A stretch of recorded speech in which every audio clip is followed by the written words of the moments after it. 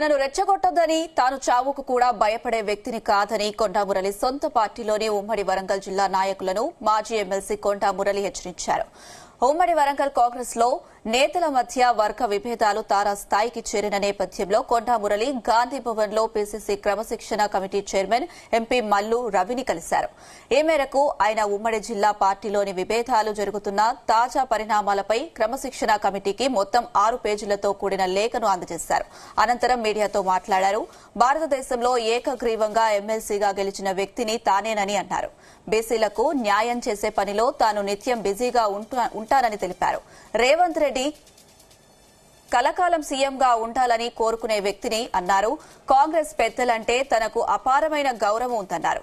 తనను ఎవరూ ఎలాంటి ప్రశ్నలు అడగలేదని తెలిపారు.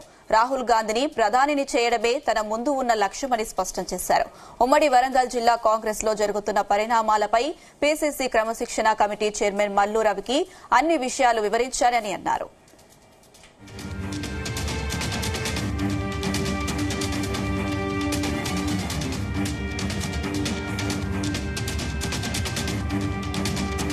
టార్గెట్ చేస్తూ ఒక అంశాన్ని ప్రస్తావించారు. ఆయన వాళ్ళ మామ రాజకీయాల్లో లేకుండా నేను చేశాను కాబట్టి ఇప్పుడు మమ్మల్ని ఇబ్బంది కొండా మురళి అంత బలహీనుడా? పొంగులేటి ఫోర్స్ చేస్తే కొండా మురళి రాజకీయంగా ఇబ్బంది పడేంత బలహీనుడా? నేను బలం ఎంతున్నా అనేది మీకు తెలుసు, ఇలా ప్రజలకు తెలుసు, భారతదేశంలో ఉన్న ప్రతి ఒక్కరికి తెలుసు. దయచేసి నన్ను రెచ్చగొట్టకండి. నేను మొదలే చెప్తున్నా, నేను బలహీనుని కాదు, చావుకు పడలేదు, భయపడా. ఇంకా 4 బుల్లెట్లు ఉన్నాయి నా దాంట్లో. నేను అందుకే కొంచెం నీడకు వస్తారా అని అడిగినా. లేదు మా మీడియా ఆయన ఇన్ఛార్జ్ చెప్పడం జరిగింది, అక్కడనే పెట్టిందన్నా ఎండైనా మీరు రండి అని. మీరు బలహీనులు కాదు, మీరు రెచ్చగొట్టే రెచ్చిపోరు. కానీ పొంగులేటి శ్రీనివాసరెడ్డిని నియోజకవర్గంలో ఉన్నటువంటి ఎమ్మెల్యేలు అందరినీ ప్రస్తావిస్తూ వీళ్ళంతా ఇవన్నీ విషయాలు చేశారని చెప్పారు కదా. నాకు ఆ విషయమే తెలియదు.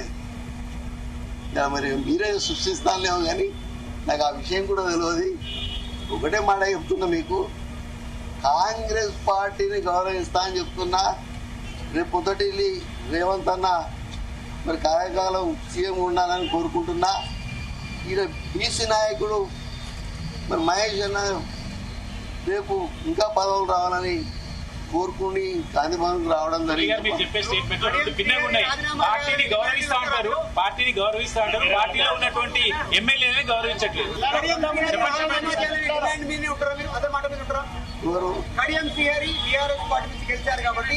నేను రాజీనామా చేసిన, వాళ్ళు చేసుకుంటే చేసుకోవాలి. నేను మాత్రం రాజీనామా చేసి యునానిమస్ గా భారతదేశంలో ఎమ్మెల్సీ ఎవరు గెలవలే, నేను ఒక్కనే యునానిమస్ గా గెలిచిన. ఏ పార్టీ కూడా నామినేషన్ కూడా కనీసం చేయలేదు.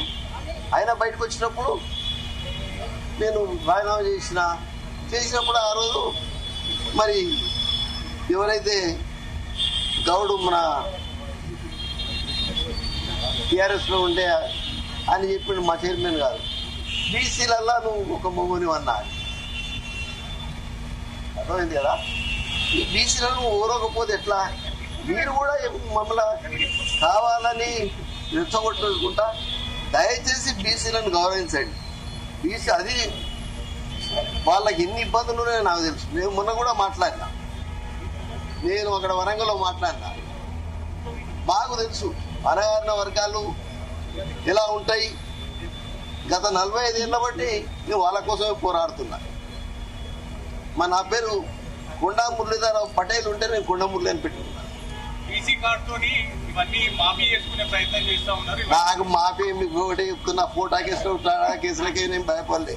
దీనికి మాఫీ చేసుకున్నందుకు కాదు. కాంగ్రెస్ అంటే పొంగులేటిని టార్గెట్ చేస్తూ ఒక అంశాన్ని ప్రస్తావించారు. ఆయన వాళ్ళ మామ రాజకీయాల్లో లేకుండా నేను చేశాను కాబట్టి ఇప్పుడు మమ్మల్ని ఇబ్బంది. కొండా మురళి అంత బలహీనుడా?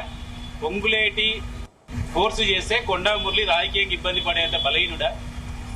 నేను బలం ఎంతున్నా అనేది మీకు తెలుసు, ఇలా ప్రజలకు తెలుసు, భారతదేశంలో ఉన్న ప్రతి ఒక్కరికి తెలుసు.